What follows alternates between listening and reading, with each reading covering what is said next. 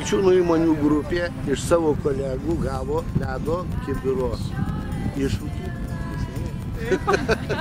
Ledo kibiro iššūkį, priimame jį, susirinko visa komanda ir kadangi mes šiemet ir dar vienus metus būsime pagrindiniai Lietuvos krepšinio rinktinės rėmėjai, tai šitą iššūkį norime perduoti Lietuvos krepšinio federacijos direktoriui Mindaugui Špokui, Lietuvos krepšinio rinktinės kapitonui Mantui Kalniečiui ir visų mūsų tiek krepšinio, tiek Vičiūnų partneriam TV3 kolektyvai. Pageidautina, kad ir pati TV3 direktorė Laura sudalyvautų.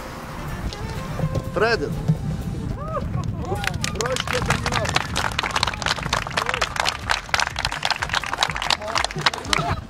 Kadangi Vičiūnai pratę prie ledo, tai mes daugiau kibirų ledo apsikeisim.